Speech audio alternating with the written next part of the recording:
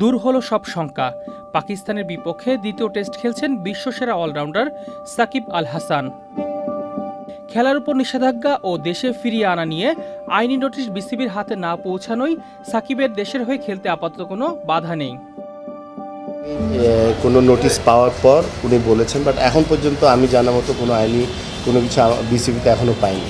এটা পেলে তারপরে হয়তো বা আমরা সবাই বসে এটা নেক্সট সিদ্ধান্তটা নিব। তো পারফরমেন্স সবসময় ভালো এবং ও যখনই খেলে বাংলাদেশের দলের জন্য কিন্তু এক্সট্রা আমরা বেনিফিট পাই।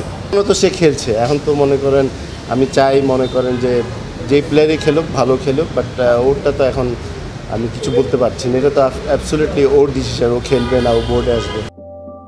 এদিকে বৈষম্য বিরোধী আন্দোলনে গার্মেন্টস কর্মী হত্যা মামলার ইস্যুতে টিমমেট ক্রিকেটারদের সংগঠন কোয়াব ভক্ত সহ নানা শ্রেণী পেশার মানুষদের পাশে পাচ্ছেন এই বিশ্বসেরা অলরাউন্ডার।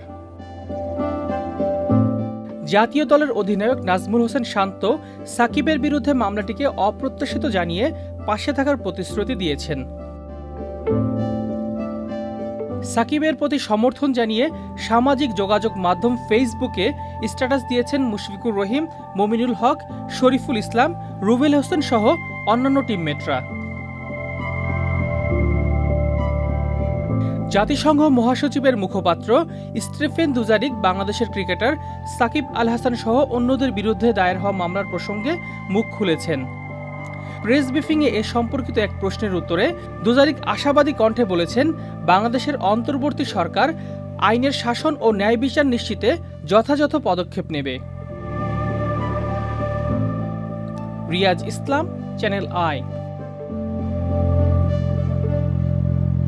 প্রিয় নম্বর সেট করে বিকাশে সেন্ড মানি করুন ফ্রি।